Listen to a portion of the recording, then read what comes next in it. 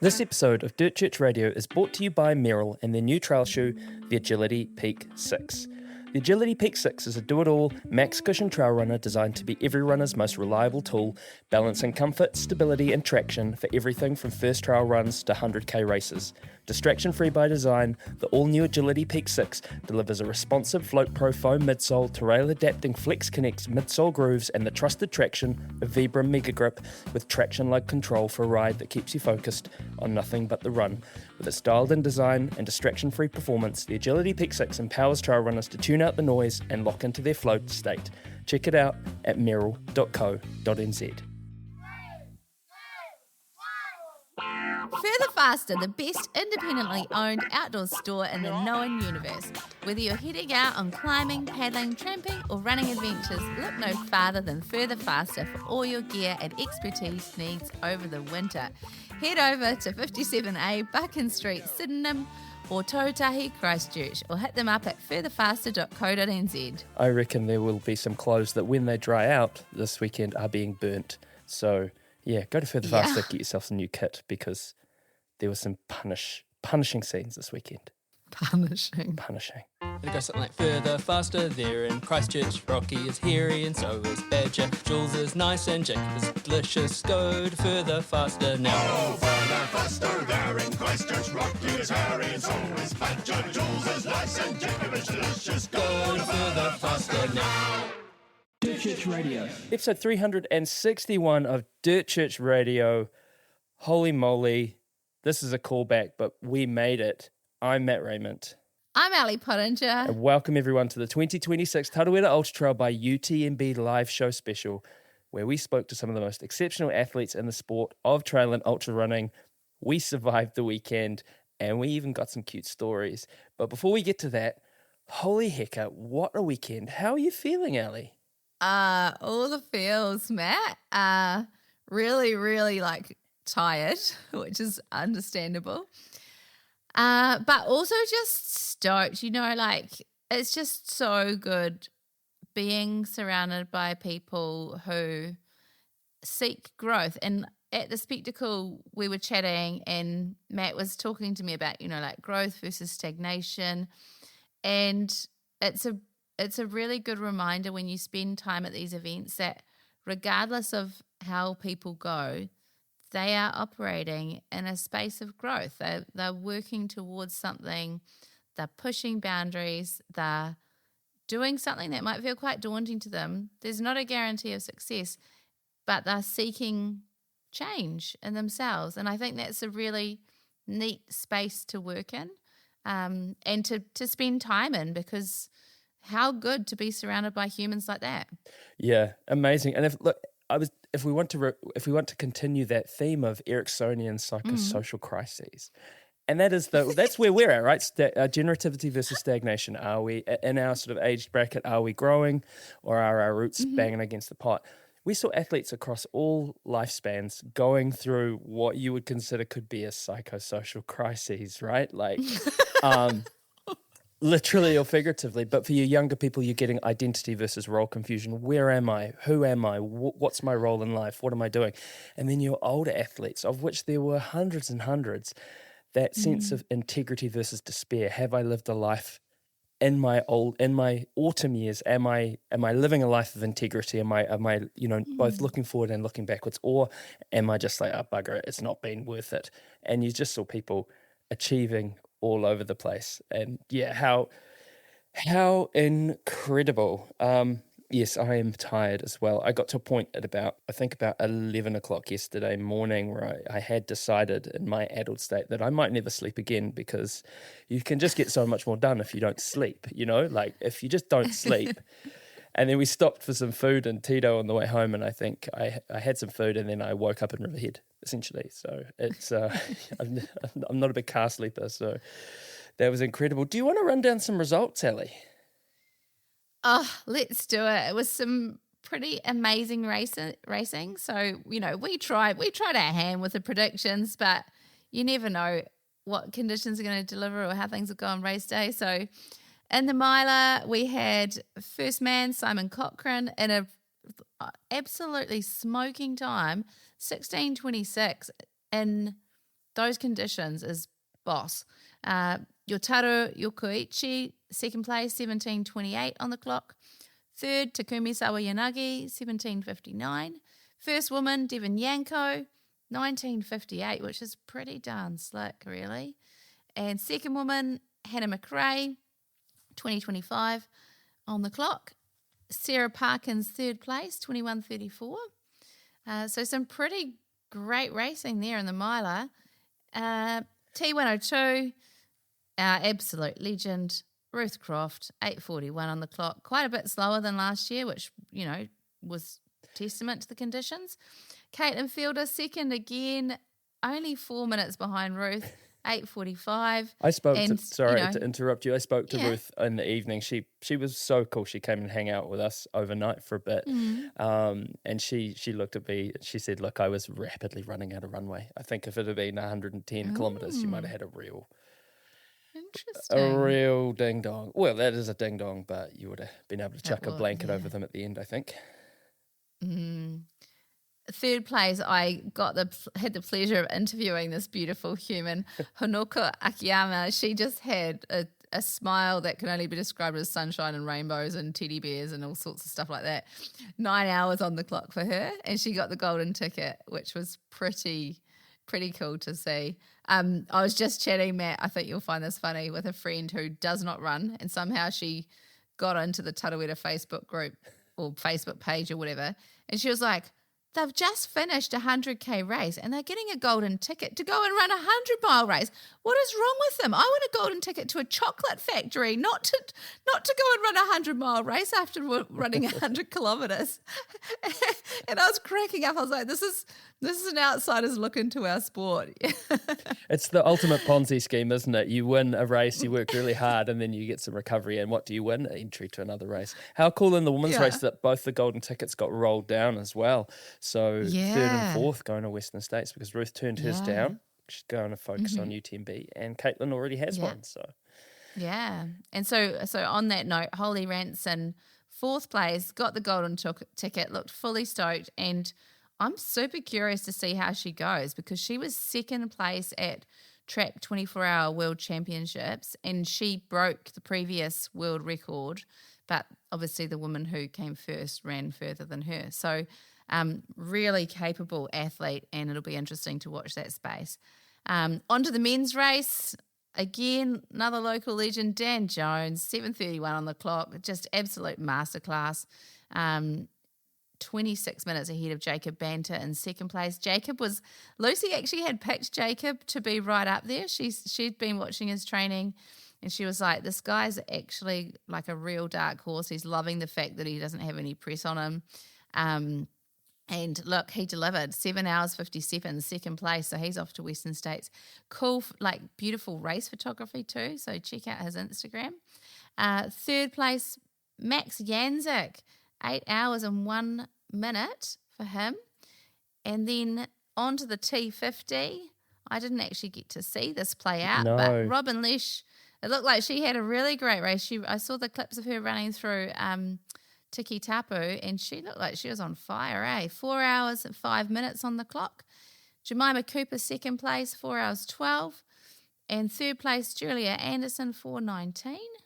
And in the men's race, that was a real surprise, because we had all eyes on Liam Mierow, who we talked to. But word on the street for Liam was, because we saw him leading through Blue Lake, and he had a bit of a rookie error. His crew weren't there, and he didn't think to go to the aid station and top up with any supplies. So he pushed on through, but to his demise, because he ran out, he went a bit kaboom out there. Sam McCauley capitalised, 3 hours 36 on the clock, which is a freaking blistering run anyway. And Charlie Hamilton, second place, 3:38.23, so 2 minutes behind for Charlie. Third, Sam Rao, 3:41. So he's had some really great performances, our whānau boy, hasn't he? Yeah, I love Sammy. He's amazing. And same thing, humble, is a sponsored athlete and obviously puts in these performances. I think was he second or third at UTA 50 this year as well, or last year? I can't remember where he was, but he was right up there, and his family was so stoked. It was absolutely, so cute. Absolutely. And that's the thing about Aotearoa, isn't it? Like when we were up at Northland 50, he was up there, he had a bit of an injury, so he was just cruising around on an e-bike, having, living his best life. He was seeing him at the aid stations, chatting with him.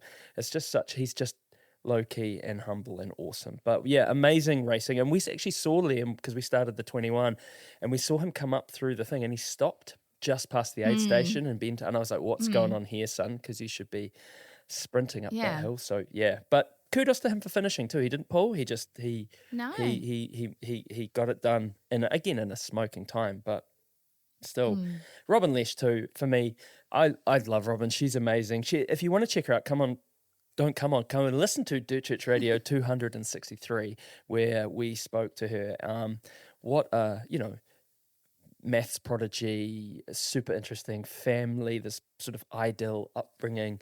I think Pacific Northwest, and someone who's really, she's not been on a slow burn, she's been on this consistent build, and she was, again, she was second or third last year at the 50, and you remember she left it all out, basically she collapsed in the chute, and yeah, she was pretty much like crawling across the line. She was gone. She was cooked, and to take the win this year, just amazing. So kudos to the winners. You think about like Dan Jones's time as well. It seems like a quibble to say, he was 15 minutes slower than he was last year, and he was. But if you think about the conditions, the professional athletes, you can't understate the level of difficulty. If someone like Dan Jones is taking 15 minutes off his time because of conditions, we saw how that translated further down the field, and we have to highlight. I mean, we saw it with our own eyes. The absolute carnage of the weekend with the amount of rain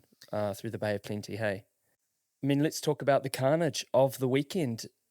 It was massive, and we saw some pretty relatively large DNF rates, didn't we?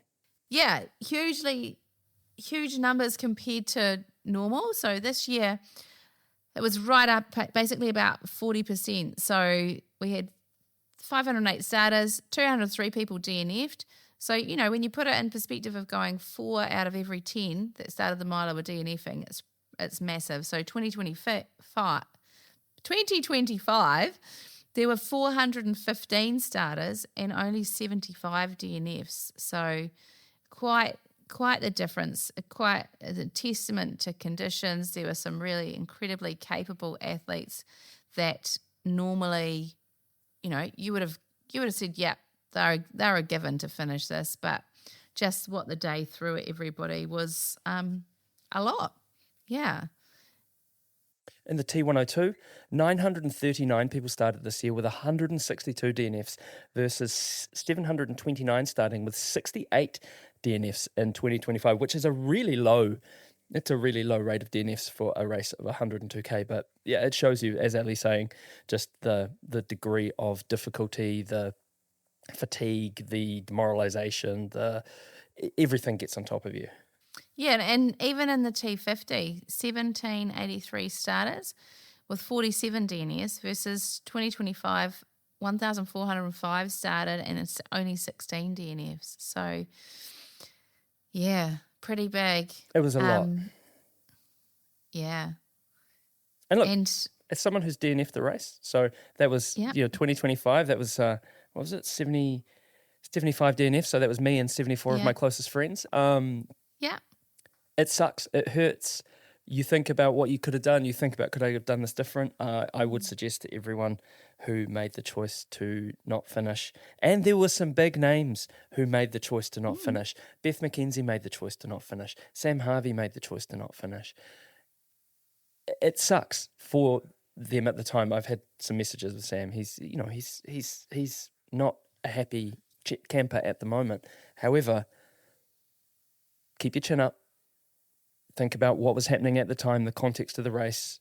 You gave it your all, and thinking about next year, what you could do differently, what you can build on, and take some heart in that. It takes a lot of courage just to even put your foot over the line, hey? Yeah, absolutely. And I think, treat it as a learning stone, in the pathway. Because I mean, look at our incredible Ruth Croft. She had a DNF with hypothermia at Transgranvulcania, and then she goes on to win UTMB, and those lessons helped her take that win. So, I mean, we're not hating on Ruth Croft for DNFing, are we? She actually, and it was hard enough being on the mic in those conditions, starting races in those conditions. Yeah. I can't imagine being out there. I did the night train, and it was actually, you started at 3 a.m. We went right through. We were up at 2:00 the day before and doing all that stuff. I mean, Ruth told me about that DNF. She didn't choose. She got medically pulled. She said she's never been colder in her life. She felt like she was drunk. She was weaving and bobbing all over the place, and they were just like, you shall not pass. And so it happens to the best of us. So anyone out there who's kicking themselves, who's like, I shoulda, coulda, woulda, take stock. We're your biggest fans, and we'll see you back. Whatever you're gonna do over the next little while, we'll see you back feeling better, stronger, and with a glint of determination in your eye. We have to acknowledge the amount of DCR love we got this weekend.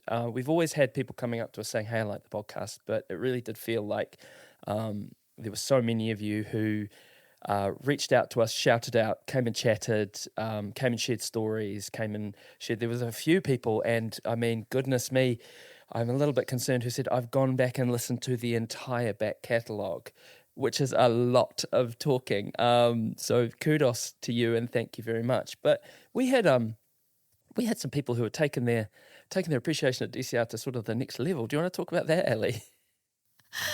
Yeah, so this was probably one of my highlights, because there was a family on the side of the finish line. I think it was probably, I don't even know, 4 a.m. or something like that. And they were like, Matt, please tell us that you're not going on a break anytime soon, because our boy that we're waiting for has a massive man crush on you. We could just call it a crush. Let's just call it a crush. Okay. A crush is a crush. I don't know. Doesn't man crush make it different? I'm not sure. Look, I'll take what I mean, my beauty has somewhat warped and faded, so I'll take what I can get. But carry on. And they were like, not last year, the year before, he ran the 100K, and you went off the mic right before he finished, and he was really disappointed that you didn't get to call him in. And so then they said, he just loves you so much. He once asked me on a date, and it turned out it was actually a date to a DCR live show. So she was all excited that she was going to go on this special date. Turns out it was a live recording for Dirt Church Radio. And so I was just like, right, let's get the mics, let's have a chat, and we'll surprise this lovely listener with a bit of a yarn with his family. Dirt Church Radio. Woohoo! So it's, 4:52 in the morning, and we're waiting at the finish line of Tarawera Ultra. And who are we waiting for? Waiting for my husband, Chris Truscott. Yeah. And we just heard that he's got a man crush on someone. Big fan of Matt and the Dirt Church Radio. We listen to it a lot. All the road trips. And what's your name? My name's Holly. Holly. And Holly, I heard that you got put through quite the date a few years ago. Did. Actually, we had a third wheel too, our friend. Did you? A third wheel date even? No, and we went out and he's like, oh, do you want to go on a date? And we're like, yeah, keen. And then went to the Dirt Church Radio podcast, which was an awesome night. The live podcast at a brewery. Was that? It was a different one at a sports lab. Oh, okay. Yeah, it was a long time ago. Wow, so he's been a long time listener. A long time listener, yeah. And what's he doing today? The 100 miles. Oh, wow, cool. And is it his first one? No, he competed last year, yeah. did the miler. Oh, and, cool. The year before was the 100K, which I was also joking. He was stoked Matt was calling people in and left as he was about to be called in. Someone else came on, so... Oh, no. Big fan. Second-rate announcer. And how's his day been today, crewing him? It's always fun crewing. It's such a cool event. It's definitely probably been one of the harder days to crew for the runners out there. It's been pretty gnarly. Yeah. Looking at them, and that spirits is still pretty high, and getting it done. So. Yeah. Oh, good. Oh, well, we'll look forward to seeing him, and I reckon we keep this a secret until it goes live. What do you reckon? Chris will get a nice surprise. Yeah. All right. Thanks for chatting with us. Now, if there are any listeners out there who are thinking, and I'm talking about all genders, ladies, fellas, and in between, if you are thinking, hey, I've got this really romantic ideal planned and it's going to be surprising my partner with a trip to a Dirt Church Radio live podcast, DM us here at Dirt Church Radio, dirtchurchradio@gmail.com, and let me question your life choices. But that's cute, and there's more things you could be doing. There's more romantic things you could be doing than going to a Dirt Church Radio live show. But look, we wanted to reach out to everyone here and say thank you so much for the support. We couldn't obviously we don't do this without you. This is the reason that we do this stuff, and it was really, really validating. It was encouraging. It was energizing through the cold. Oh, it wasn't cold, actually. It was cold in the morning, but through the warm, dark night. And but look, we better crack on because we've got this amazing live show to bring to you. And personally, I thought it was one of the best ones we've ever done. I was really, really stoked with it. So let's get into our conversation with Ruth Croft, Beth McKenzie, Dan Jones, Peter Engdhal, Sam Harvey, Hannah McCrae, Liam Mierow, and Emily Hawgood. This episode is brought to you by Mierow and their new Agility Peak 6 trail running shoe. Look, you heard the tech specs at the top. I've been running a bunch in this shoe and I really like them. The outsole is awesome. I love the rock plate as I've been skittering down some loose rocky descents in Riverhead, and now they're going to be loose, nasty, muddy clay descents, and I'm really looking to see how they go. Comfortable, responsive, and I'm looking forward to getting a bunch more kilometres over the summer. Mierow, not just those shoes Keanu Reeves wears in wedding photos anymore. Kia ora koutou and welcome to the 2026 Tarawera Ultra Trail by UTMB. I'm Matt Rayment. And I'm Emily Pottinger. And welcome to the Dirt Church Radio Elite Q&A. This year we've had to switch things up a bit due to the weather. So we're going to be speaking with a selection of the leading ranked athletes from the 102, 100 miler and 50k distances. And it is, last year we did speed dating and I heard universally that, I know, look at your face, she just went, no, we're not doing it again, but we're going to be ripping through it. So, look, let's kick this off by welcoming to the stage the returning Tarawera 102 champion, the returning Dirt Church Radio champion. She's won Western States and is the current Ultra Trail de Mont Blanc champion, the one, the only, West Coast's finest, Ruth Croft. Woohoo!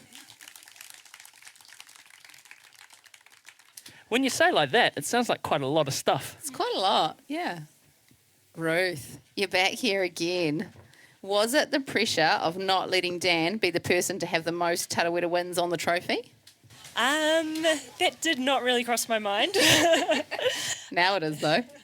Now that you've said it. You weren't like writing on the mirror in the Adidas house and like marker, like little crosses or anything? You were undecided for a while post UTMB what your racing calendar would look like. Why was that? To be honest, I just wanted to get back to New Zealand and then get back into training and see how it was going before I committed to anything. So I was thinking about either the 50 or the 100k, and then ultimately a couple of weeks ago I decided, to do the 100k. What swayed you? I think the competition definitely swayed me, and that was probably the main thing. Not saying that the 50k is not competitive though either. 100%. No, none of these races are non-competitive. It is that thing though, isn't it? It's the what are you most looking forward to about that competition tomorrow? I think last year racing with Caitlin, she gave me a really good race and really, really pushed me. And so I think ultimately that's what I enjoy about racing. And so I'm hoping tomorrow we'll have something similar between all the top women out there. Has she been riding on the mirror in the Adidas house? Well, are you interviewing her? You can ask her that. No, she wouldn't come. So after this, I know that eyes are on the prize at the moment, but afterwards, have you firmed up your calendar for the rest of the year? No, I haven't. Like, I'm not the most decisive, considering I only decided to do the 100K a couple of weeks ago. I want to see how Tarawera will go, and to be honest, if I had the option of getting a golden ticket, then I would probably not take the golden ticket. I'm looking at possibly doing UTMB again, but then what happens in between, I still have not decided. Do you find that making decisions closer to events, is that freeing or does that add more pressure? Just a lot can happen, and so I'm not one to kind of plan out my year in concrete, because like you look at last year where like Transvolcania didn't go well, and so then I had to pivot after that, and so I like to have a bit of freedom and not have plans set in stone. But also I'm really indecisive. You can ask Martin about that, so it's kind of how I roll. Speaking of Martin, and speaking of Lake Hawea, how has the training been back in Aotearoa?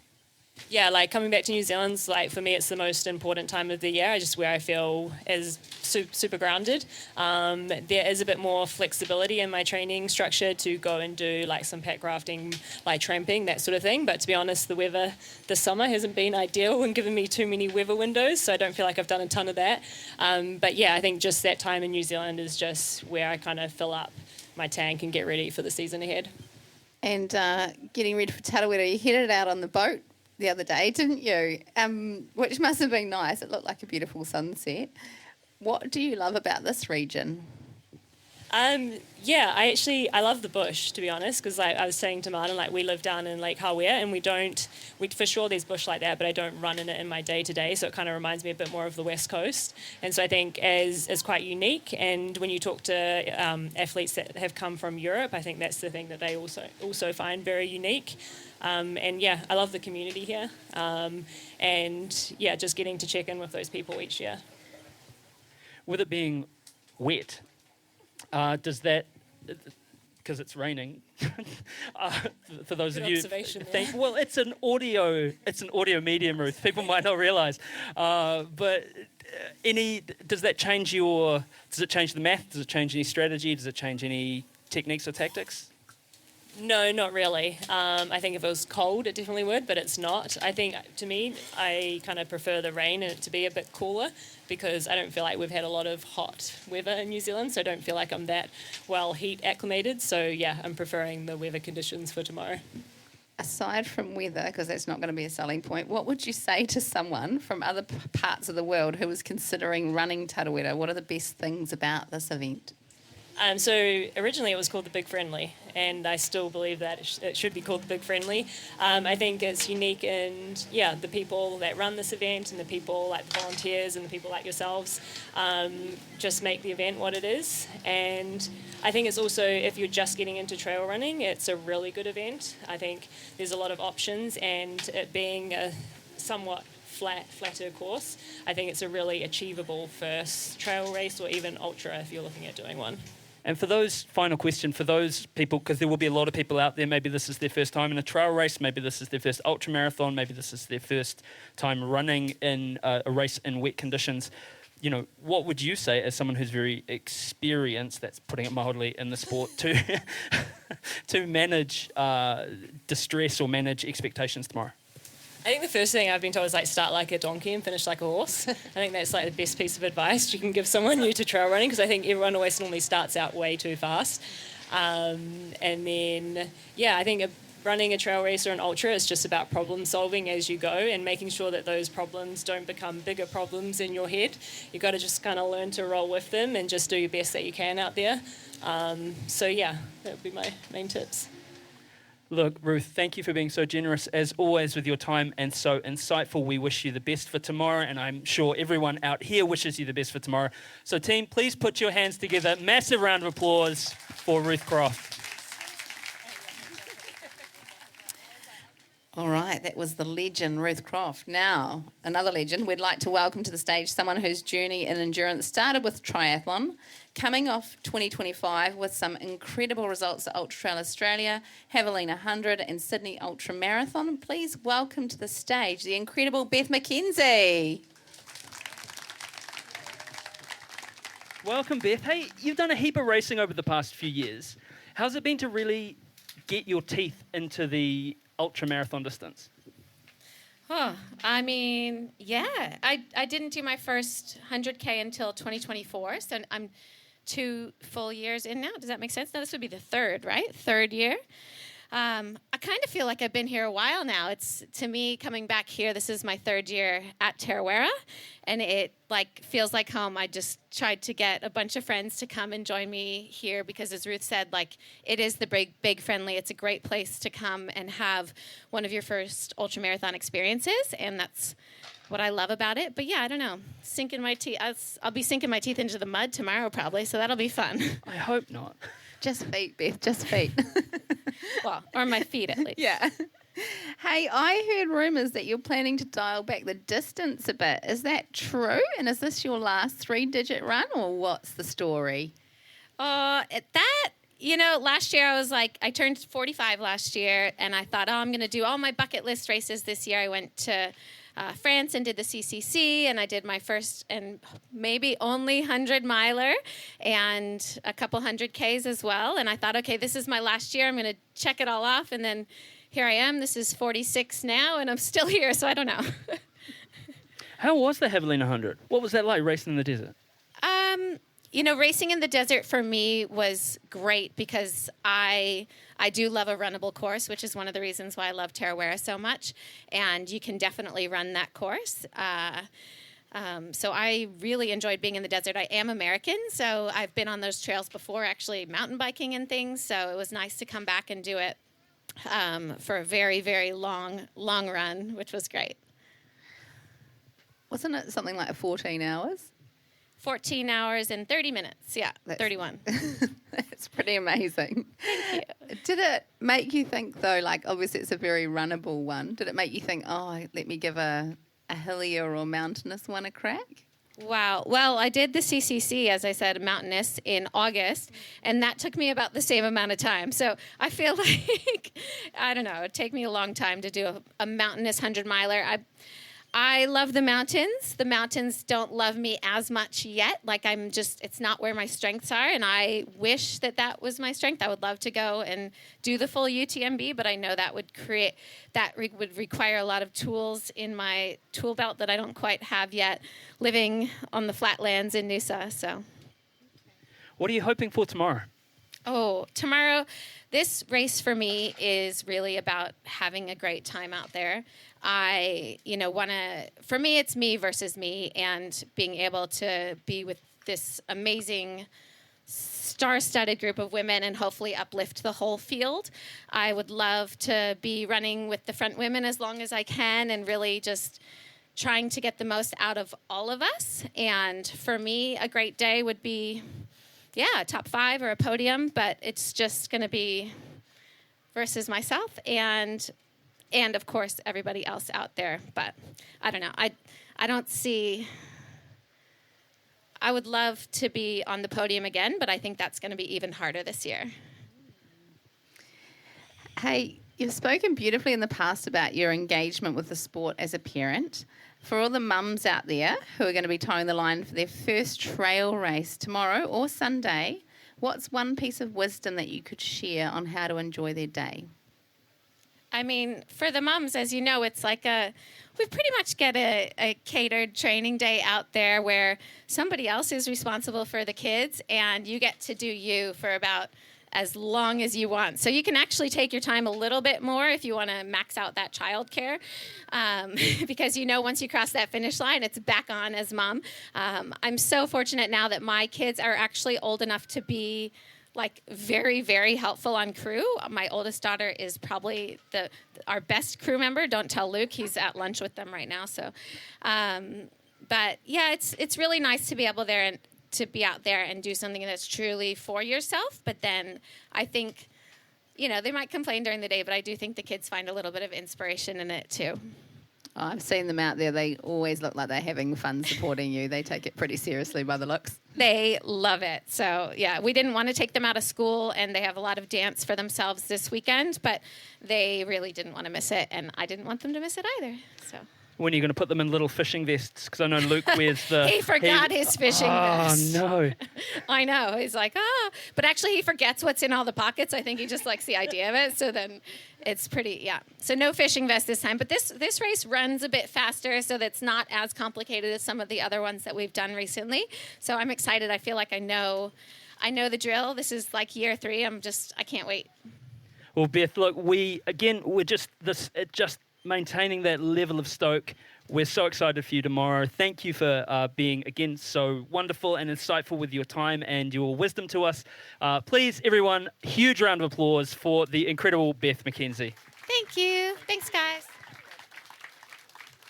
And the hits just keep on coming. Next to the stage, we'd like to welcome the current and 3-time champion of the 102k distance, the 7-time Kepler Challenge champion, the Whakatane kid, the one and only Dan Jones.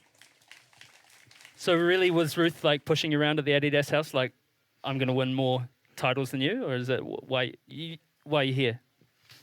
Yeah, that's why I've been hiding away at my sister's house at Lake Okaraka. And yeah, just, I've kind of removed myself from the team, unfortunately, just so they can get a bit of quiet from Hudson when he's screaming his little head off.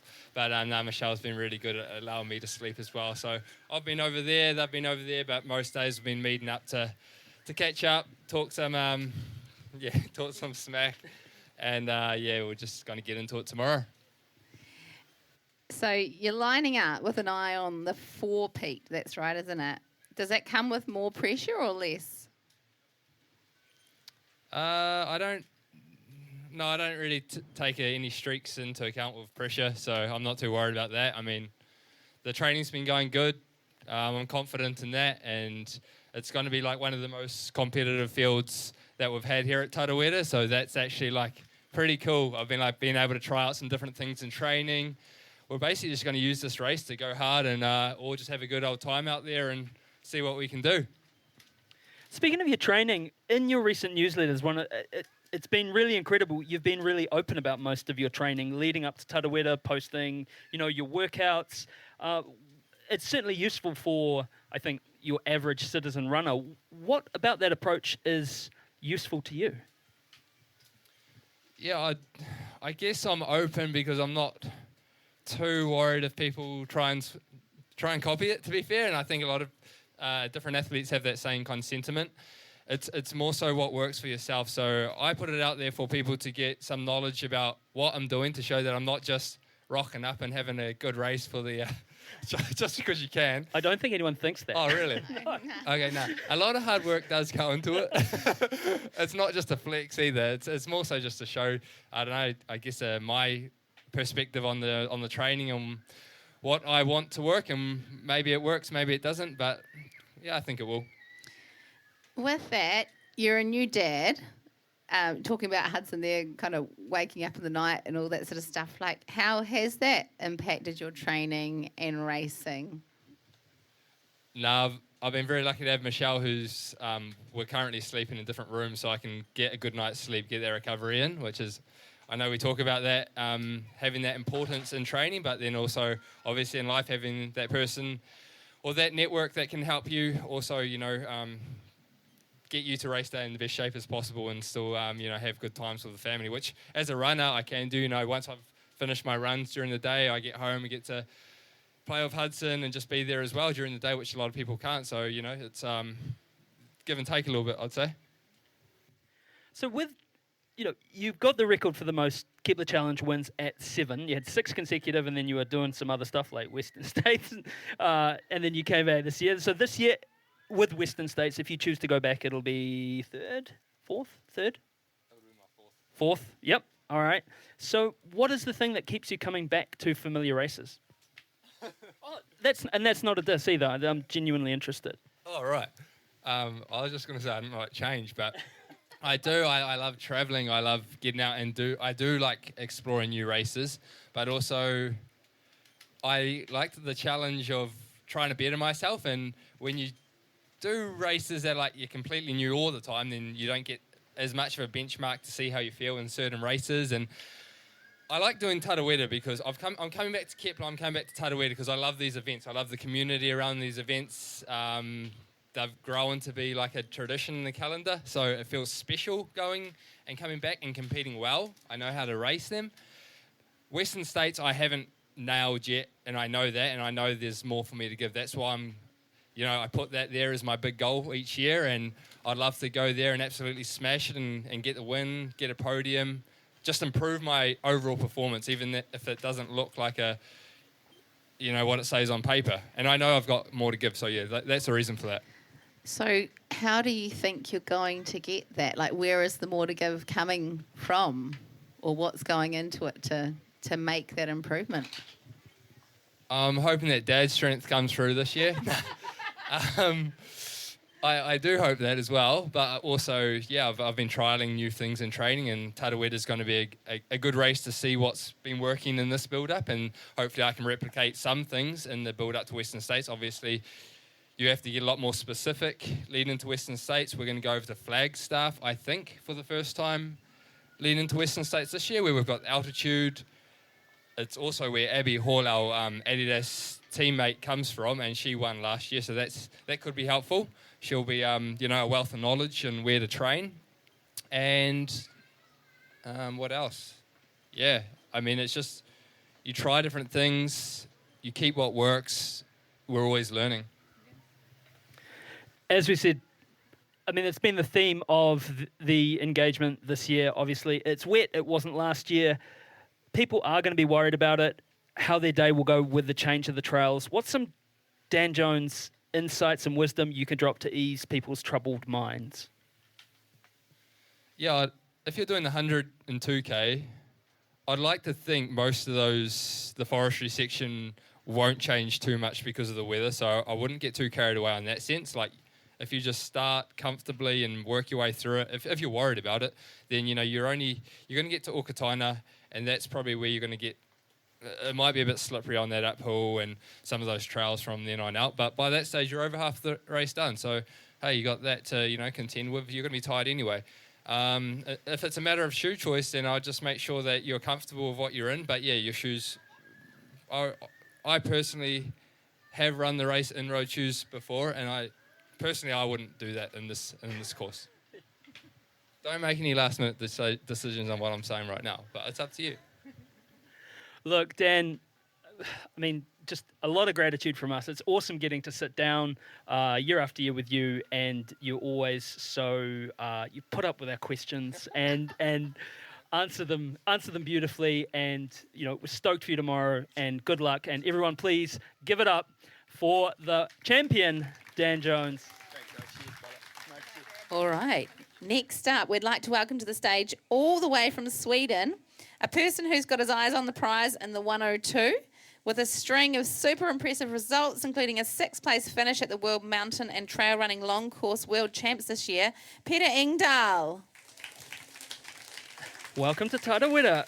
How's the build up to the race been for you? Thank you for having me. It's been amazing here, actually. I arrived 3 weeks ago with my teammate Luis, who is racing the 50K. We stayed over by the lake of Okareka, and we have seen quite a lot of the course. And we also went and did the Tangaria Alpine Crossing and seen a little bit of the area. And it's been... now I'm very happy I went early. The whole of November, December, January was just running on ice and snow, and so I'm happy to have some dry trails underneath my feet for a few weeks before the race. So I'm really enjoyed it here. What have been the highlights of being in New Zealand so far? Oh, the highlights. I know the running on the trails here when I've been checking out the course, and just the noise of all the birds and all the wildlife here has been something we definitely don't have at home, being so close to nature and to this wildlife has been something I think I will remember from this trip for sure. And also when you run around here in Rotorua, seeing all the people who is either on the mountain bikes or running or hiking, it feels like a great place for the outdoors, and people who is love to be in nature. So it's been such an enjoyable trip, and definitely want to come back. Looking at your results over the last 2 years, one thing that stands out, apart from the amazingly fast times you run them in, is the vert. Now, there was a race that you did, and I've had to spell this out phonetically, so I do apologize. It's Romsdal Sig in Løpet. Is that right? Romsdal Eggenløpet. Thank you. At 970 meters for 8 kilometers, which is no joke. How do you think your mountain legs will transition to a relatively flatter course? Like you say, the terrain we have at home is nothing like this. Ours is just all wet, all steep, all rocky. It's complete opposite. But I have spent a lot of time on more runnable terrain, doing some sessions on the flat. So I hope I have adapted my legs to this type of running. But I do prefer more mountainous races, like the races home in Norway or in the Alps, and that I think is my strongest suits. But I've come from a track and field background when I was younger, and I always loved to race fast and run hard. So I try to get better at these type of races, and I did races like Western States in 2024, and something I'm looking to come back to at one point. So going here to Tarawera felt like a good training for that. You're here with several teammates. What's the best thing about racing your friends, and what's the most challenging thing? Well, we are so close in the Terex team, and I don't see them often as my competitor. I see them more that I'm racing with them rather than against them. And we train so much together, and when they have a good day, that makes me just as happy. So I don't see them as competitors that way. If we as a team win, then we all win, and that's pretty amazing. I've been part of a lot of different teams, whether it's been in running or cross-country skiing. It's never really been like that. It's always been competition, like between the teammates. But this team is the first time I feel quite the opposite, and you don't. That's at least how I feel. So we are. So it's amazing to be that close in this group. That's an interesting mindset for somebody who's performing at the really pointy end of the sport to, I guess, not be coming across as really cutthroat competitive. So how do you get the most out of yourself performance-wise then? Well, I always try to perform as best as possible, and I'm really, really competitive. I hate to lose. It's the worst thing. But I always try to compete as well as possible, and I wouldn't. And I race to the finish line, and that's the thing. But if it's a teammate or not, that is not important. But I don't see like this competitiveness within the team, and that makes a huge difference. So I think we do travel to a lot of races, and if you think about just racing your friends, it can be for fun, but not in such a serious manner. Yeah, if you know what I mean. Yeah. What's one thing that you've learned from all of your racing, all of your running, that you would like to share with people today? Well, it never really gets easier. It only goes faster if you train. And I think after I had some really, really good performance where it felt easy, maybe, or it never really felt easy, but you push, you're maybe in very, very good shape, and you feel control, and you feel good. But then there's also, I kind of expected it, and then maybe it will always be like that if I train really well, but it never really is. I think something is that you always have to be ready for a fight and to push hard. And yeah, that's racing, and it's also what I love to do. So that's something I try to like be more aware of, and not like expecting it to be easy, just expect it to be hard, and then it feels, I don't know, not easier when it gets harder. You know, if I'm prepared for it to go into that mindset, then it feels easier. Wonderful. Well, look, thank you so much for being here. Thank you for coming to Aotearoa to run this wonderful event. And we wish you the best of luck for tomorrow. And, you know, like, as you said, you'll always be ready for a fight. So I can't wait to see how that goes. Please, team, give it up for Peter Engdhal. Thank you, Peter. Thank you. All right, that concludes our T102 athletes. So we're going to be talking to now some of the leading lights in the T-miler and T50. And I would like to welcome up a very special guest to the stage. Now, this human being, his racing style has been described by me as having, it's like letting a Roman candle off in your kitchen, or if a gas station boner pill became sentient and strapped on a pair of carbon-plated Pumas. He will win or literally nearly die trying. There is no one quite like him on the racing scene in Aotearoa, or maybe even the world. Please welcome the current Tarawera Miler champion, world record-breaking backyard athlete, Otutahi's own Sam Harvey. It's good to see you. It's good to see you. Don't tell me you haven't thought about this, because we've all thought about this. I've thought about this. What would your walkout music be? I gave you a walkout there. What would your walkout music be? You know the little Japanese girl when she's singing Old MacDonald in Japanese? Yes. Nona-chan? Yep. Yeah, Nona-chan. Okay. Just throw everyone off. Yeah. Just keep it. Yeah. Cool. That's a good answer. How's the build from the spectacle? How has the build from the spectacle gone for you? Really good, yeah. I mean, I was pretty injured most of last year, and then I'd like get back from injury, and then I'd just go and slam it again in some stupid race. But yeah, I turned around after bigs and spectacle, and then just trained November, December, January, and yeah, I've been running pain-free since like November, maybe. And yeah, I'm charging. What have you learned over the last 2 years of the event? And apart from the win, what are you hoping for tomorrow? What have I learned over the last 2 years of the event? I guess that I can do this, that I can not just race long, but race fast for long, so I can tick all the boxes and connect all the dots, which is really nice. What was the other part of the question? What are you hoping for tomorrow apart from the win?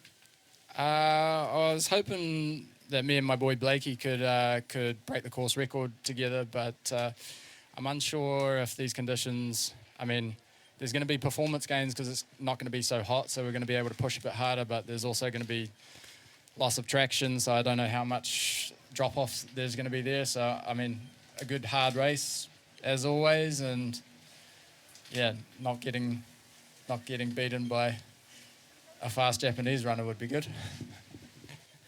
You could sing them the Japanese Old MacDonald song. Really get inside their head. Hey, you've got such a varied racing. You've got such a varied racing over. I guess you do anything, do everything. What does the year have in store for you?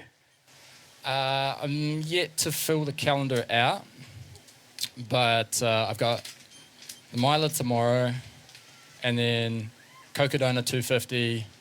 I've like got my entry. I just really need to sort my flights and such. I'm going to try and pepper the year with a lot more 50s and shorter, faster races that hopefully won't break me too much.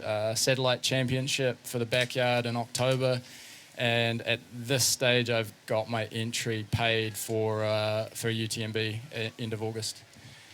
How hard was that stepping away? I mean, you are someone who, you know, you've proved again and again, you'll go to the well and just throw yourself into the well. How hard was that going to UTMB with the intention of racing and then having to pull the pin that close? Oh, it was pretty rough. I mean, like, I was injured as hell. It was less than a month after Dead Cow Gully that I flew to Europe, and like Dead Cow Gully minced me worse than any other event has ever done. And yeah, then I flew out and I was just like, oh yeah, this will come right. And then I landed in Singapore in transit and then couldn't weight bear on either foot, and I was just like, oh, I'm cooked. And then I got to Europe and my bags didn't arrive, so it was just like life kept on just stepping on me while I was down. And then I was like, cool, I'm cooked. I had a couple of days sulking in Chamonix, and then I was just like, I can't race on this body, especially if I want to go to the World Championship in October for a backyard. So I pulled the pin on that. And yeah, then I just, I don't know, I just had to figure things out for a while. You bought a bike and rode around you circumnavigated Mont Blanc anyway? Yeah, I did. I bought a bike and I rode 1,250 Ks from Chamonix to Amsterdam, so that filled in a bit of time. I mean, active recovery is useful. So it's great to do your best and to push yourself. And we know ignoring injury can lead to setback and discouragement. How do you support athletes that you coach or who reach out to you who may not be elite in terms of working through this stuff? As far as they're injured when they come to me, or they get injured along the path? No, either or both. Yeah, I mean, I think we all need a reality check sometimes, and sometimes it's just, someone else's perspective looking in. It's just a voice to bounce things off, and maybe you're thinking one thing in your head, and maybe I'll just course correct them a little bit and be like, well, I know you want to do this, and this, because we're all a little bit ADHD and we want to do all these races, but foundationally, this bit's broken. How about we just pull back off those, get the system 100% and go into these things flying rather than being injured going into all of these events. So yeah, sometimes trying to pull them down, pull them back, but I mean, you're a coach and you can lead a horse to water, but you can't make it drink. Likewise with an athlete, you can show them what is reasonable, and they're still going to push anyway. I got so many A-type personalities that they'll say, what's the advice? I'm like, this is the advice. And they're like, cool, I'm going to do this anyway. Yeah, it's a tough one. Thinking about that, do you have that voice for you? Who helps guide you?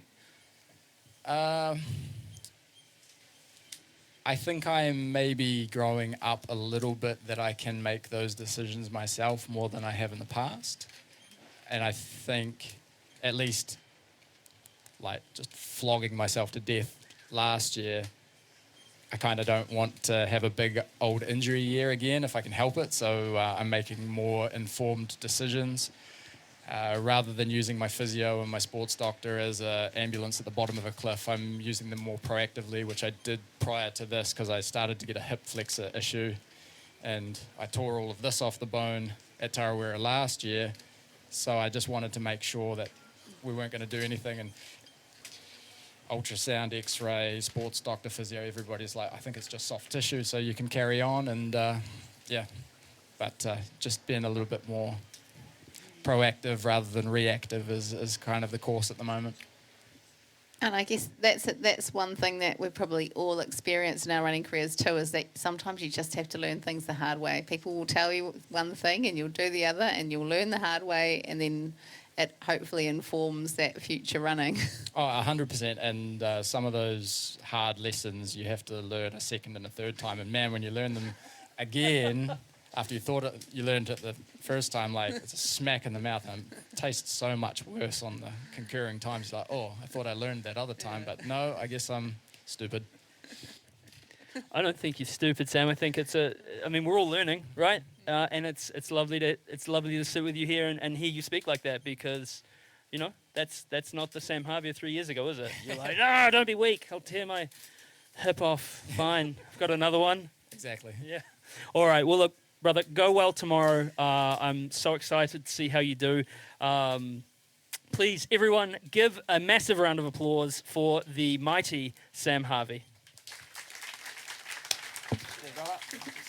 All right, next up, please welcome to the stage, coming to give it some stick in the miler tomorrow with some massive results under her belt and experience racing in New Zealand, Hannah McCrae.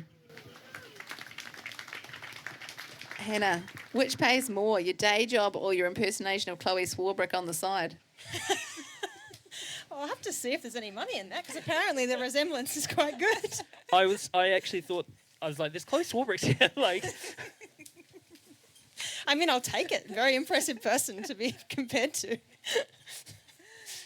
there could be worse. Yeah, there could be worse political figures to be compared to, I guess. You ran the miler here in 2023 and 2018. What are your hopes for 2026? Oh, I would like to channel 2018 feelings, because even though it's like known as the horrendous mud year, I reckon that's some of the best feelings I've ever had in a race. It was my inaugural miler, so I won't get the ignorance is bliss feeling back of like just sailing along being like, this feels great in the early, like totally ignorant of like the feelings that are to come in the later stages. But yeah, I had a great time that year. It sort of started my love of Tarawera and this race, and so I would like to channel those feelings again. Thinking about that, you know, like you're alluding to that first miler experience and how, I mean, I would imagine it would probably feel quite daunting, although you sound like you were pretty stoked and not daunted. For those people in the audience who are doing their longest distance or something that feels daunting, what advice would you give them? Oh, definitely just aid station to aid station. Because even now, like, not that I've done that many, I think this might be my 5th miler overall, it's still so daunting. Like, you're doing those runs in training that are, you know, whatever hours or kilometres, that's whatever ratio proportion might be, like a quarter or something of the total distance, and you're like, geez, I feel tired. And so you still got that in your head of like, how are we going to do the total distance? But it's just aid station to aid station, baby, break it down. I reckon. How awesome is your mum? Very awesome. I'm really, really lucky. I've got both my mum and my mother-in-law here, and my father-in-law and my dad, and some other friends that have come up from Wellington as well, who are also friends who I met at the inaugural 2018 miler in the race. So Will was racing, and his whole family and his mate, they all adopted me as assistant crew back then, and so I'm really lucky that I get to share this with lots of family and friends, and it makes it really special. And what is the rad thing about your mum from last year and this year? Oh, no. No? Oh, dear. Yeah. No, my mum's not doing the miler. Mum, are you doing the miler? I was led wrong. I was told wrong. Sorry. So last year, yeah. Dave, my father-in-law's doing the 50K. Damn it. David's doing the 50K. Sorry. No, that's all right. Oh, that's funny. Mum looks not keen. How rad's your mum? Sounds really weird. I'm sorry. I was like, how rad's your mum? She is rad. Yeah. She is. Rad. Yeah. Absolutely. Yeah. Hey, you said you've got like just picked up random friends when you did it who have come through you. So that really, like, we call this race the Big Friendly, and that really kind of emphasises the point. But other than being the big friendly, what do you love about Tarawera? Why have you come back so many times?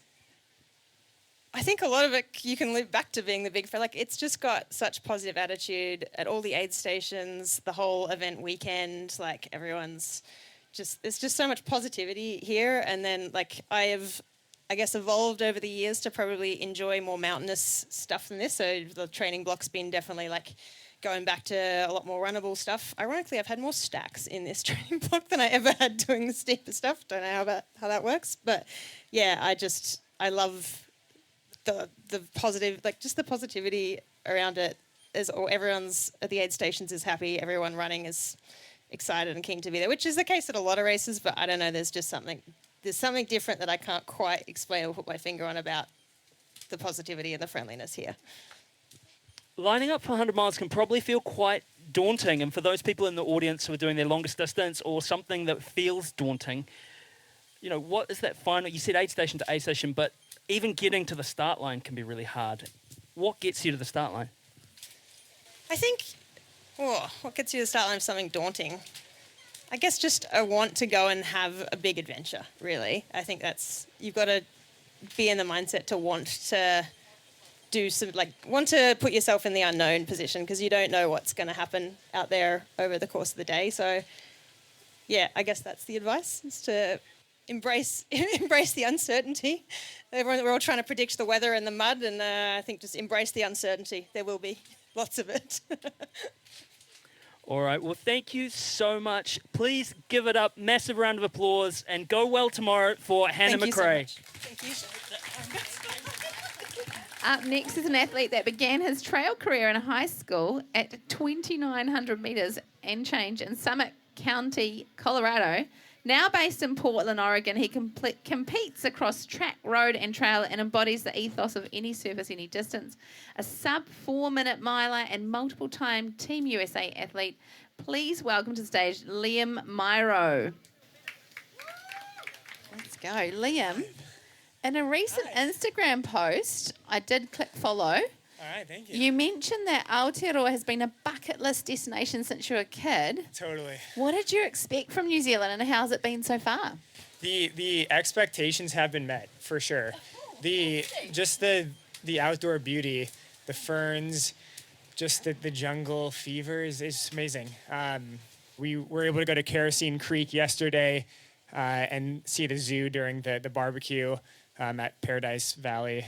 And yeah, we've had a great time this week. I'm here with my buddy AJ. We both live in Portland, Oregon, and yeah, just having a good old time. I'm excited for post-race festivities in this little area here. Apart from the rain, any similarities between Portland and here? Well, one of the reasons I chose this race way back in, I think it was like April when it opened for this year, I signed up right away because our Forest Park, which is just in my backyard, has very similar profile to the park we'll be running in.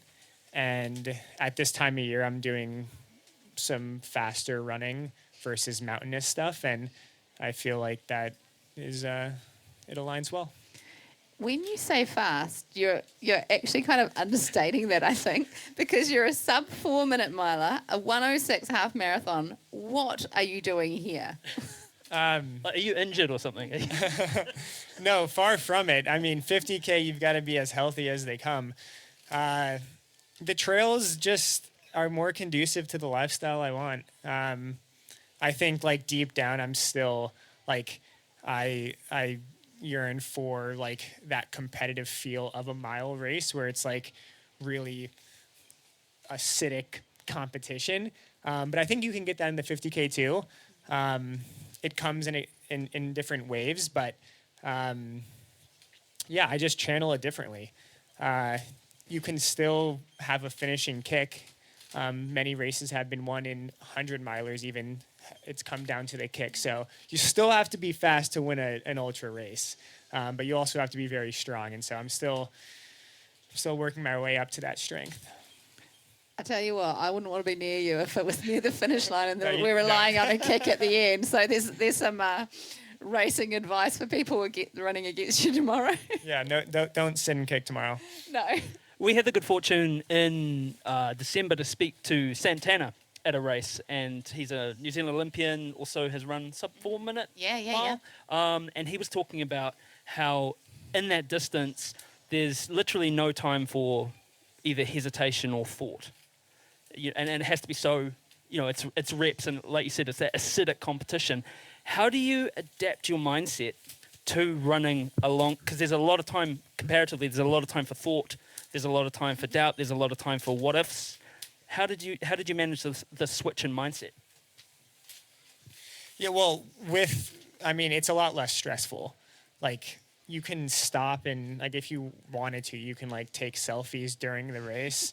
Like, you can fall, you can have thoughts about what you want to have for dinner tomorrow night, and that's all beautiful. But it's been, like, I've been on the trails now for 3 years, like, primarily committed to progressing on the trails, and sitting with your thoughts for multiple hours is a different experience. And I guess I practice that just through the holistic embodiment of a trail running athlete.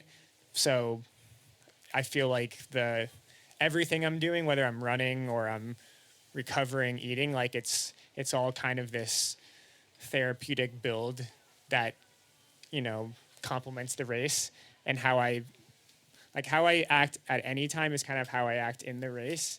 I don't feel like I have to like turn on this like super gamer mindset. It's just like I'm gonna be myself, and I'm gonna, you know, be fierce, but I'm also gonna be goofy. And I feel like trail has that perfect intersection. I don't know if that answered your question, man. No, it does. And speaking of goofy, you said you love skating. Who's your favorite skater? Wow. My favorite skater from back in the day is Rick McCrae. Okay. He skated for Girl Skateboards, known for his big ollies and 180s off like massive stair sets. Very clean skater, just fearless. And yeah, I try and embody that as a runner. Now that we're best friends, mine is Fred Smith from back in the day, skated for Alva, back in the 70s and 80s, and Brian Anderson, just, you know, super aggressive. Sick. Just, yeah. We'll have to find a clear and dry spot to play a game of skate after the race tomorrow. I think you'd beat me. As in the run, can you do a kickflip? I can kickflip, yeah. No further questions. No. Hey, what do you think that the cross country and track world and road world could learn from the trail running world, and also vice versa? What could we as triathletes learn from the track and the road world? These are like all of the pressing questions right now. Like we could talk about your splits if you want. This is going to be on Let's Run for sure.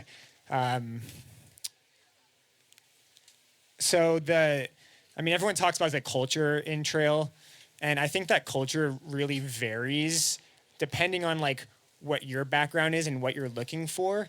And I think it's like the culture that you enjoy most is just like where your friends are at. And so when I first joined the trail culture, it wasn't like, oh my God, the trail culture is so sweet, because I didn't know anybody. But now that I know a lot of people and also know a lot of people in the track world, I do like vote for the trail culture. So round of applause for that. Oh, come on, you could have been that. Round of applause for the trail culture. So what can they learn, track runners? Like just to chill out a little bit. Like, I mean, I got burnt out running track, whether that's from the culture or just like the black and white nature of like just the mundane routine of times and like just the comparison model. And trail it's just more abstract. However, I think on the flip side of that, what we can learn from track is to like, I think we almost compare trail running to track too much, and we start like encompassing that time aspect. And there's a lot of talk about the course records and just like the times over the years. And whenever I hear that, I'm like, let's leave that to the track. Like they have a fixed 400 meter oval, whereas we just have nature. And like, we're not comparing like the world we have to 10,000 years ago or millions of years ago when dinosaurs roamed. So let's just like, that was pretty meta, but we're here for it. Yeah, I mean, let's just like keep it competition only, and yeah, just be thankful for the grounds we get to run in.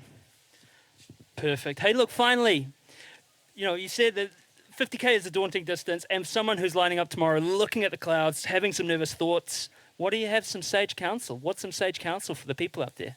Oh, for the weather? Anything. I like to say to just be in the moment as much as possible.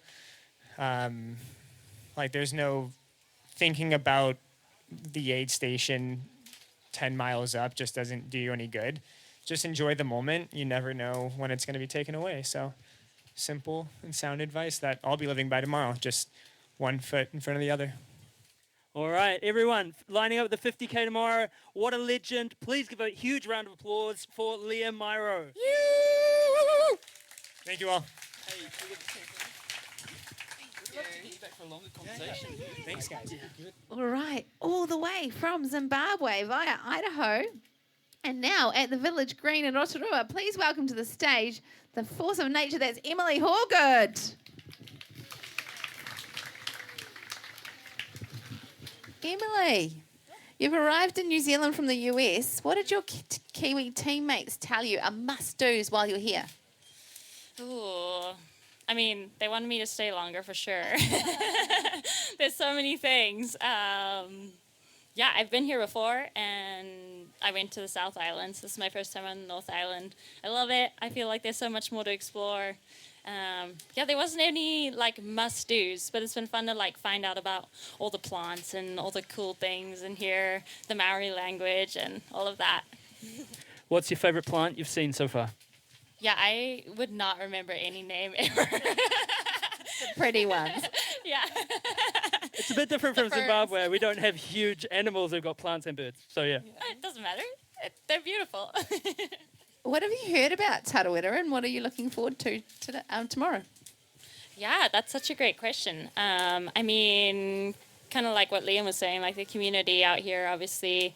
I've heard so much about the amazing people and just the aid station and the vibe, and I've managed to meet some and been with the volunteers, and I can't wait to experience that tomorrow. And yeah, every year, every race with friends from all around the world. It's really cool to kind of be together and get to race together and, yeah, explore a new place.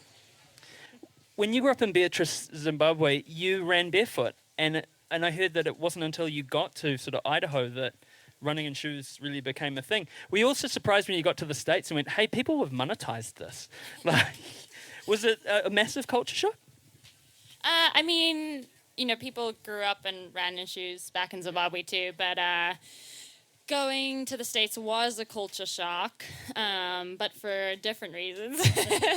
I actually had to start wearing shoes because my coach told me that I couldn't run to the track. We had to run like a mile to the track, and it was all going to be on the road. And he was like, that doesn't really make sense to run barefoot and, you know, all the gloss and all the things and whatever. It was definitely a shock to my body. I got shin splints right away when I first put shoes on. Yeah, we're naturally supposed to run barefoot. What's one part of Africa that you take with you wherever you go? I mean, home for sure. Yeah, Zimbabwe is such a special place. The lady who checked me in has been, so that was really exciting to get to share a little bit of home there and kind of hear what she loved about it. Yeah, I mean, obviously having my family there and grew up on a farm and kind of had that freedom in that space. And again, the people are amazing. The animals are really cool. Great fishing. All the things. Real outdoors girl, hey? Is that what led you into trail running? Yeah. I mean, I ran with my mom on the farm from when we were really little. She would run ahead of me, and I'd be playing with the dogs and stuff in the puddles and all the stuff, and then she'd come back and get me. Now she always jokes because I turn around and come back and get her.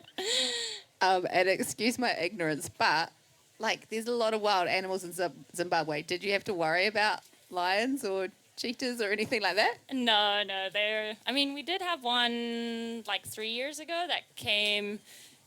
It would have come on the farm, but we have an electric fence like around the land, and so it was on the outside of it. But generally, they're further away, like away from people. It's crazy. Just one lion. What are you most looking forward to about tomorrow? Oh, I'm really excited to see the course. I haven't seen too much. Like, I've been around Blue Lake and seen the last 15K, so I'm really stoked to get in there, get on the trails. Yeah, get to race hard. Do you have any time goals for tomorrow? Yeah, sub 4 would be awesome. It's a strong course, and, you know, seeing other athletes, what they've raced out here. So kind of a nice goal to have. But yeah, we'll see with the conditions and everything. And yeah, I hopped on the trail today and there's a little bit of mud. But yeah, and it's so nice about trail running. That's what Liam was saying, was that it's so different. Every year, every day is so different. So that makes it really fun. Like, time goals are great, but there's also some flexibility. Well, look, Emily, thank you so much for joining us today and for the day before your race. We appreciate that you got to rest up, and good luck for tomorrow. We're so stoked that you're here, and please, everyone, give a huge round of applause for Emily Hawgood. Thanks for having me. Thanks for coming on. All right, team. Well, that's us for another year. We're going to be leading straight into the Women in Trail Q&A. So you're doing double duty. But please, team, give it up for our amazing guests today: Ruth Croft, Daniel Jones, Beth McKenzie, Peter Engdhal, Sam Harvey, Hannah McCrae, Liam Mierow, and Emily Hawgood. Above all else, enjoy tomorrow. Runners, be cool to the team, the volunteers, and above all, your crew. They are doing hard yards too. So stay safe, be awesome, and we'll see you at the start lines tomorrow. Mā te wā. All right. That brings us now to the Women in Trail panel. So I would like to bring to the stage Jessie Speedy, Lydia O Donnell, Jen Wong, and Paula Griffin. Thanks everyone for coming. All right, we're going to go through our panel one at a time. So I'm going to introduce to you Jessie Speedy. Jessie, do you want to give everyone a wave? Jessie is an exciting elite young trail runner from Mount Maunganui who has registered impressive wins at Tarawera and UTA last year. She's stepped back this weekend to prioritise recovery, but she's got her sights on some big goals in 2026. Is that right, Jessie? Correct. Bit of FOMO for this weekend, though. Well, but the right decision. At least you're here. Yeah. At least you're here. So you've had a really rapid rise in trail running. I remember a couple of years ago seeing you at a finish line and you were just like, oh, I've just been out for a training run. I was just training run and I'm on the podium. And it seems to have just continued that way, that I keep seeing you podiuming these races. And you've had some really big wins. What initially attracted you to the trails after a background in track and road? I think I've just always liked the hills, to be honest, and I'm actually secretly not that competitive.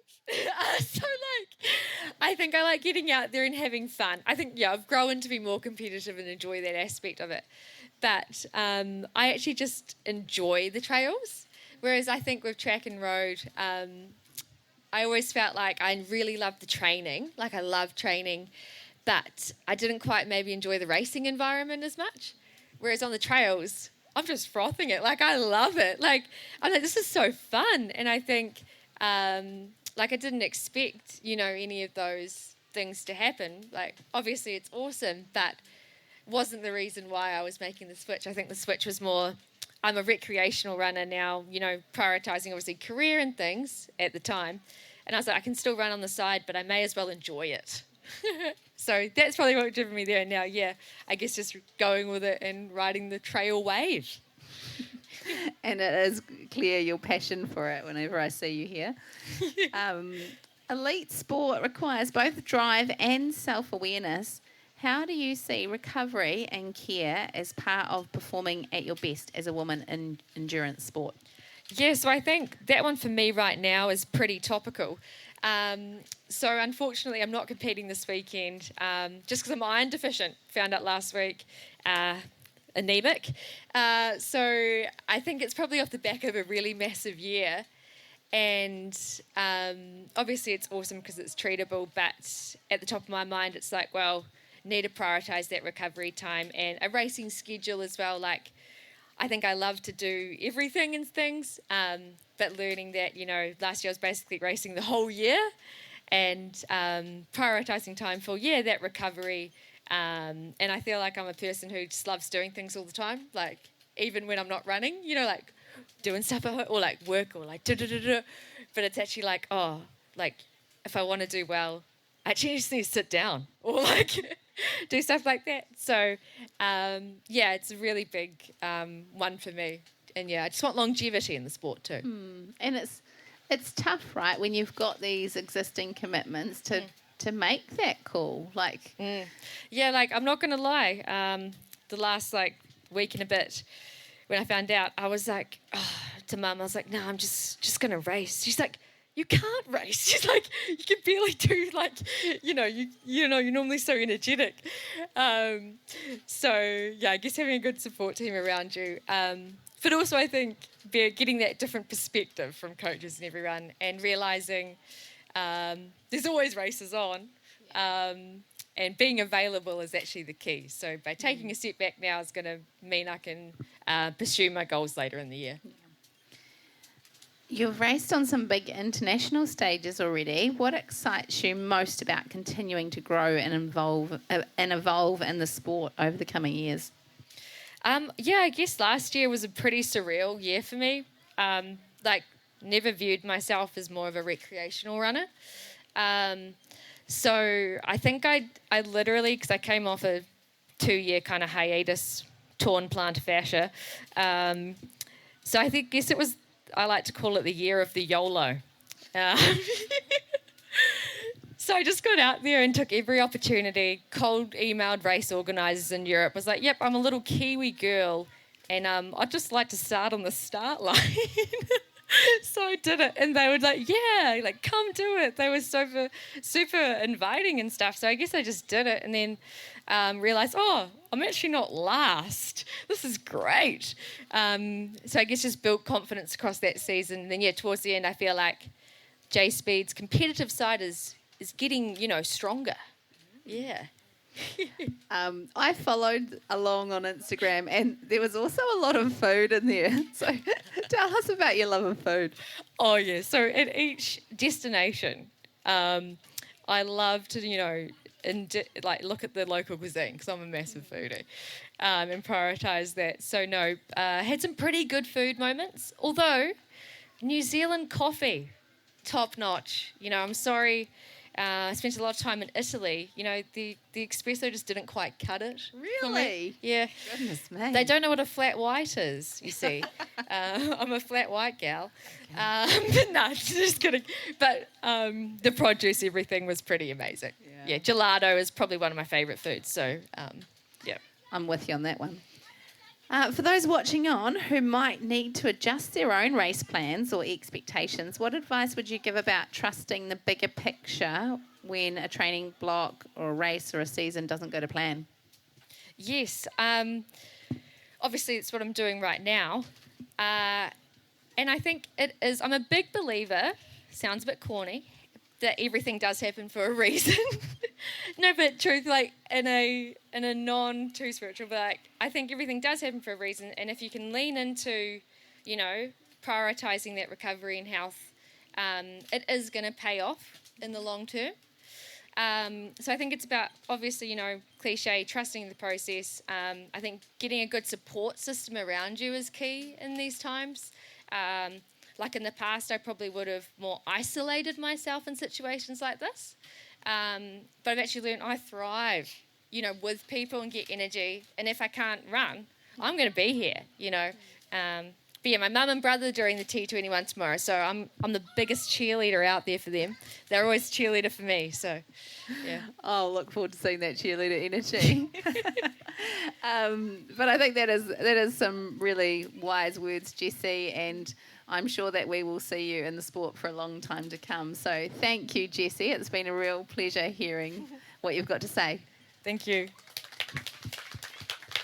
So I'm going to introduce to you now Lydia. So Lydia is a high-performance athlete. She's a renowned coach. She's got a really good support group. And she's a co-founder of FEMI. With more than 20 years at the elite level, she's now embracing trail running while championing inclusive communities for women in the sport.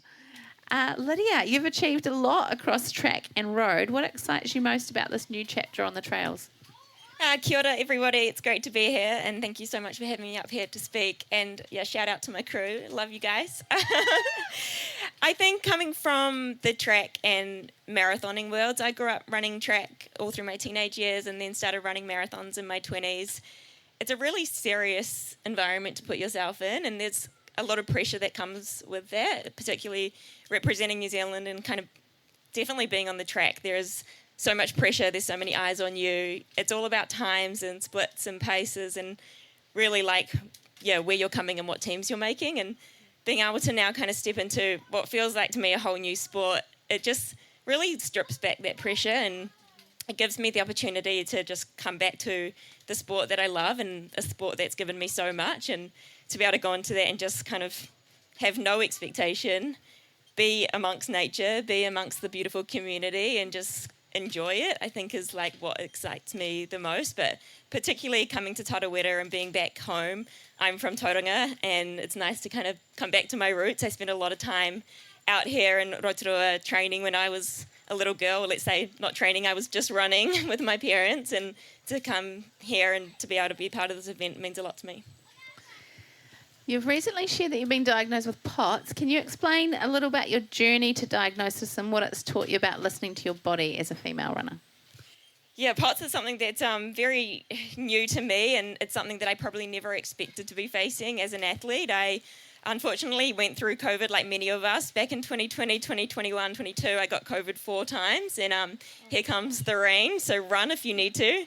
And I only found out I have POTS about 4 weeks ago. So I've spent the last few years really struggling with my running. I actually haven't really had a good race since about 2022. And I think I just made assumptions about my fitness level and where I was at in my journey, and thought maybe, I've been training at this level for 20 or so years now. Maybe my body has just had enough.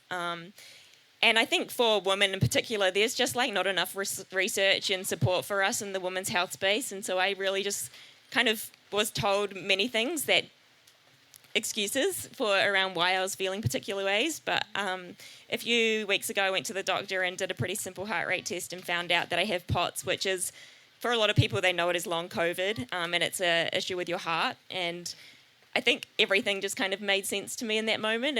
I really realised that I'd been beating myself up for many years and kind of making excuses for why I felt particular ways, and a lot of that was work and overtraining and not fueling enough. But now I kind of know that it did come down to POTS. Yeah, I'm trying to be a bit easier on myself, and although there's not like a specific medication that you can take to recover, there is definitely a mindset shift for me. So again, going into this race is really exciting because I know why I have felt particular ways over the last few years, and I can kind of take all that pressure from all the other races that I've felt and loss of confidence and rewrite that message this weekend. So yeah, it's I think we all go through challenges, and as Jessie is right now, and whether it's a health or an injury issue, it just takes time, and you just have to work through it. And like Jessie said, everything happens for a reason.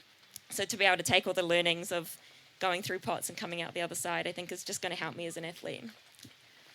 Yeah, and I guess, like as a runner and coach, what have you learned about the importance of pushing your boundaries as a woman and doing hard things? Resting or kind of managing expectations around these sort of things is difficult, but also what does it mean to push boundaries and do hard things?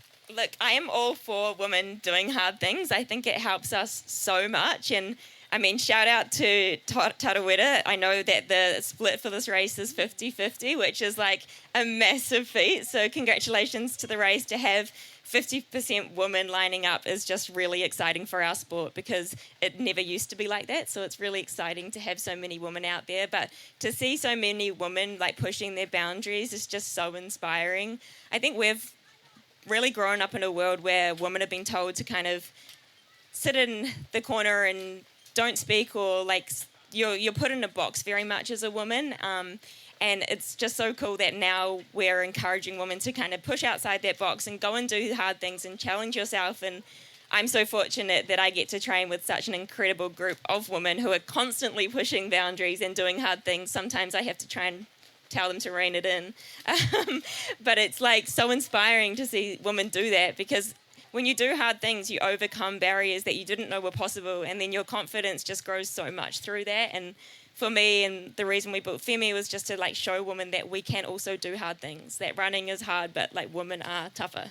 Yeah, and it goes back to that, if she can see it, she can be it. And I think that's a really important message that you're sharing about that visibility and sharing those achievements with everybody as well. For the women in the audience about to race tomorrow, many of whom may be balancing ambition with self-doubt, what would you want them to remember when things get tough out on the course? Because often there are tough moments when we do these long-distance events. I think firstly, just know that no matter what level you're running at, how fast you're running at, what pace you're running at, we're all feeling the same things. Like even at my level, we feel that self-doubt and you have to overcome that. So just move through those feelings. They are super normal.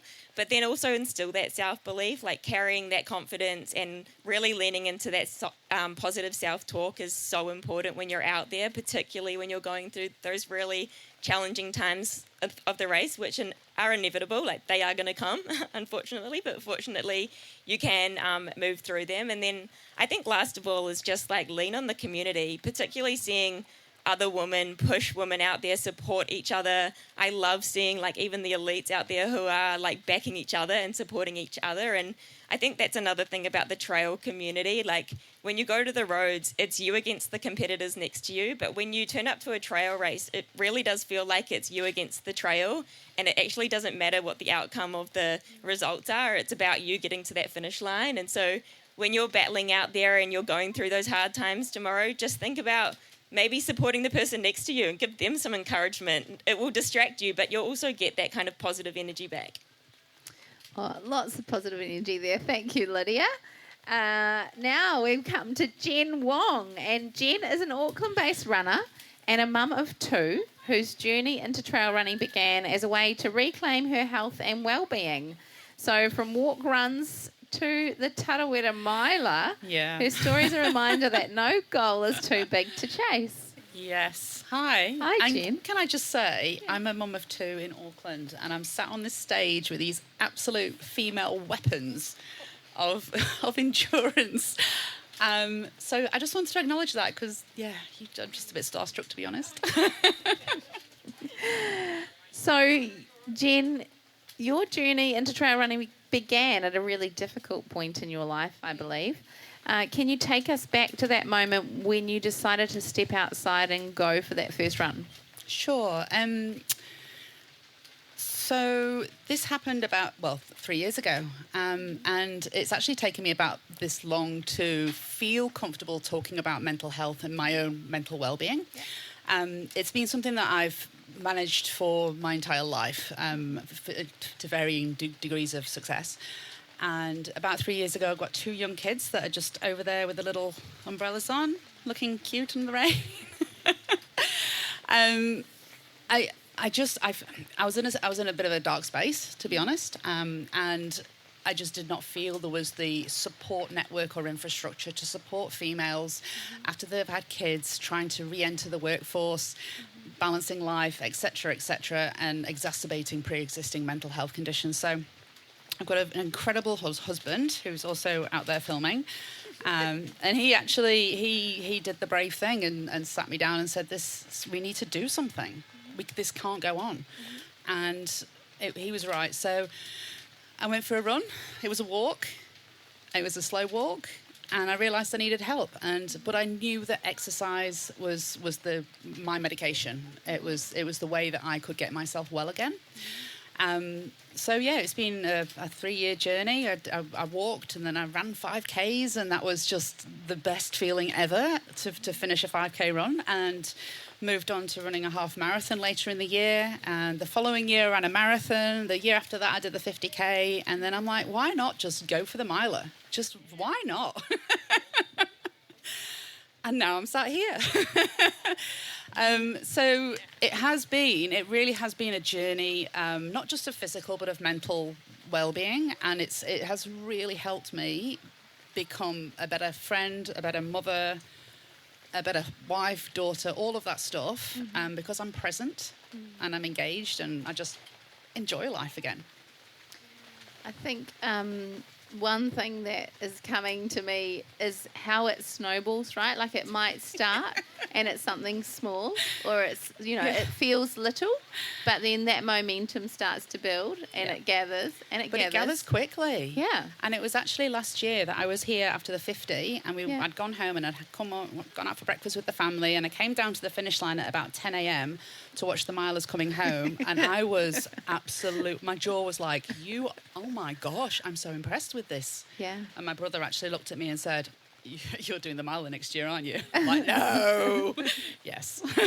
It's a dangerous place to finish line because you see everyone from all walks of life, and that's really powerful because it makes it relatable and it makes it potentially achievable. Yeah, yeah. You've spoken about running becoming a foundation for your well-being. How has that shift shaped not just your training but the way that you show up for yourself? That's a really interesting question. I feel that it's my journey in running over the last 3 years has really taught me self-discipline. So whereas I guess before I was a little bit more fly by the seat of your pants with 2 young kids and a full-time job, and then trying to fit in, okay, so you need to go and run for like 60 kilometres this weekend on Saturday, and then you also need to get up and go and do that overnight, and then you need to get up in the morning and do it again. And I'm like, how does this happen? How do people sustain this? And for me, it was about being super organised, like literally counting, my day into 15-minute blocks. Like, this is how I'm going to get every single thing done in my day.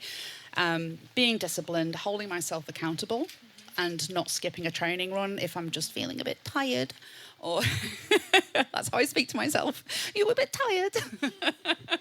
Put your trainers on. It's it's true though, right?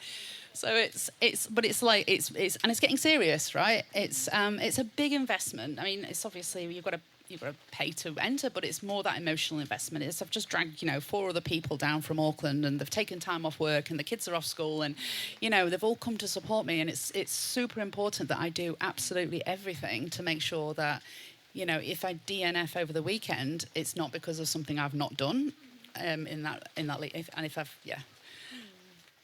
could wrap it on for ages. I think we all could. One thing that, like when you're talking about it, it's making me feel stressed out, to be honest, going like, 2 young kids, a job, training. And it's really hard as a mum to prioritise yourself. So how do you prioritise yourself amongst all of that and your training? Like, what's the balance like? Like, to be an ultra runner? I think it's going back to being organised and setting those really specific times in the day when I do things. And often if I can't fit everything into my day, it's the morning that I will be getting up earlier and earlier. And I try to really I'm not a morning person either, so this is a big challenge for me. But I do need to make sure that I'm not having, 3 or 4 3:30, 4 a.m. starts in a row, because then I just, I can't function sometimes. But it's just being organised, and it's managing everyone's expectations. It's not letting what I call scope creep happen in the different elements of my life. So I'll, with work, I work in the city. I have flexibility to work from home, but I will work from this hour to this hour. And that's their expectation of me, and that's what I do. And so what are you telling yourself when you're making it a priority? Because it is hard to make it a priority. It's really straightforward. If I don't make it a priority, I'm not going to be in a mental space to make anything a priority. I have to look after this first, and that takes priority. I can't be a good mum to those guys. I can't do my job if I'm not in the right headspace. So it has to be top of the pile, or somewhere close to. And now we can see them. Your kids have watched this journey unfold. What do you hope that they've learned from seeing you commit to something challenging and meaningful? God, that's going to make me cry. Challenging and meaningful. Oh, they make me cry all the time. They're adorable. I actually asked them in the car on the way down. I was like, what do you think about Mummy's running? And Kira, my youngest, who's 5, said, just keep going. And which is like, you couldn't put it, I want it on a T-shirt. Like, I couldn't put it better myself. You just keep going. Lachlan has found out that I really enjoy listening to, I don't, because he's wrecked my Spotify. So mid 50K run, I'll have like some kind of Phineas and Ferb type music popping up in my earphones.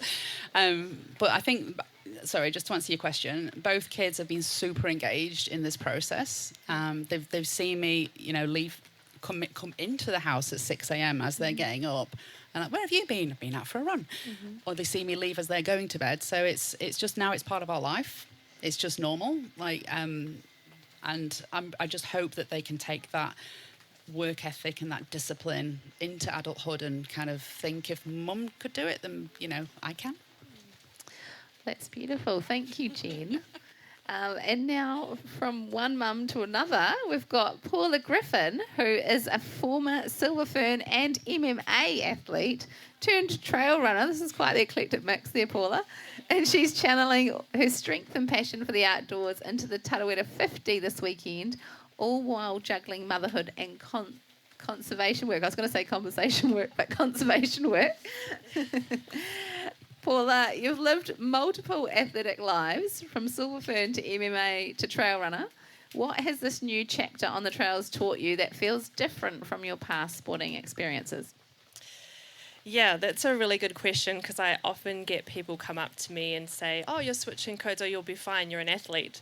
And unfortunately not. Not everything transfers over. Obviously, there's things like mental resilience and things like that, but the fundamental skills and the experience and the history, like history in running, I don't have long-term history in running, so that doesn't transfer over. Sorry, what was the question again? I've lost track already because I'm thinking about other things. Has this new chapter on the trails taught you that feels different from your past sporting experiences? Oh, yes. So obviously I've come from a background in team sports, and I'm really used to having coaches in my team telling me what to do. Even with MMA, it's a solo sport, but I have my coach there telling me what to do and giving me instant feedback. And with running, I feel like you spend a lot of time on your own, listening to your own thoughts. You have to be really in tune with your body and, find that balance of what are you thinking and what's right for you in that time. So I think that's been a really big shift for me, thinking what of my thoughts are true and what is not true, in terms of, do I have this injury? Am I tired? Have I not fueled enough? All those kind of things. So that's been probably the biggest shift, and really, like, you are your own coach. Like, you can have coaching outside of trail running who guide you, but on the trails, you're out there by yourself and determining how you want to run, are you going to finish, and all those thought processes that I probably haven't had to do in other sports. Yeah, there's a lot of introspection and reflection. Yeah. And holding a mirror up to yourself and your mind, which can be quite the insight. Absolutely. And I also want to touch on vulnerability. I feel like way more vulnerable in trail running, just because you are by yourself, and a lot more emotions come up because you are that mirror, and you have to ask yourself, where are you at? And it really humbles you, because you can only be at where you're at. And so that's, a really big learning for me. You've spoken about trail running bringing balance and space into your life as a mum. What surprised you most about how running in nature supports your well-being? I really love being in nature, and the biggest thing, which probably everyone can relate, is disconnecting from the world and disconnecting from your environment and your normal life. And I think we've got it a bit backwards. Like, we should be prioritizing that, just like what you were speaking about. That should be the priority, and everything else should come after. So I'm trying to intentionally spend more time disconnecting, and it is a bit hard with kids because you need to be present with your family life, but it is a balance. But if you don't make time for it, you'll suffer. And so especially as a mum, life has been it's been such a big transition that I'm the same. Like, I have to disconnect from the world, because I think my clearest thoughts when I'm out trail running, I can't hear my thoughts when I'm at home with family life. And my poor partner, Boyd, when I get home, I have all these brilliant ideas that I'm like, guess what, we should do this, and I think we should do that, and I think we should train here, and I learnt this about hill running, and I just come home with a lot of things. So my partner has to listen to that when I come home. So that means I'm doing well. I'm getting my clarity time, my me time, and it's very much needed. Yeah, and passion time too, right? Yeah. Like, I think that's something that can often go as a mum, like, because you're busy. Yeah. But finding that space for passion is really important. Yeah, and that sense of purpose and achievement. I think you really need that as a mum, especially a new mum. It's such a big transition. I just can't stress enough how big motherhood, even for the fathers as well, the same transition of the new life, the new normal, and finding what that is for you. Yeah. You're no stranger to doing hard things. How has challenging yourself in a completely new sport reminded you of your own strength? One of my silver fern coaches a long time ago said something to me that's always resonated with me, and that's be comfortable being uncomfortable. And that's something that's really stuck with me because I actually quite fearful of not growing. So if I'm staying the same, I'm not growing. So that's actually what drives me. If I put myself in an uncomfortable space, I know that I'm pushing myself to grow. And so I really pride myself on that. And yeah, if it scares me and I doubt myself, I know I need to jump right that way. And I think some of the speakers spoke about it before. You only have one life, and I won't be able to do this forever. So I might as well try now. Like, fear is just a thought. It's not real. And the body is amazing. You can do a million things, and just giving birth and having children just shows exactly that. So running for me is, I never feared trail running. I actually didn't know what trail running was until 4 years ago. So I just love challenges. So it just feels good. It's empowering, and yeah, I chase challenges. And the challenge that you're lining up for this weekend, the T50, what does this race represent for you, and what are you excited to discover out there?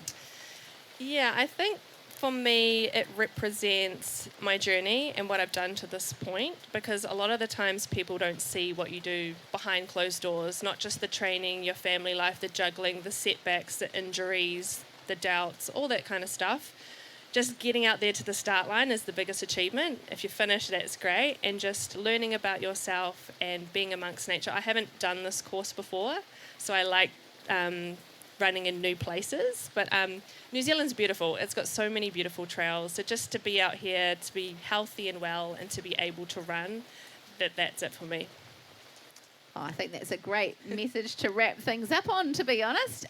So it's been an absolute pleasure hosting the Women in Trail panel today. I want to give a big round of applause to all of our amazing wahine that have joined us here. And thank you to our hardy spectators too. All the best for this weekend. Stay safe, have fun, support each other, and we'll look forward to sharing the weekend together.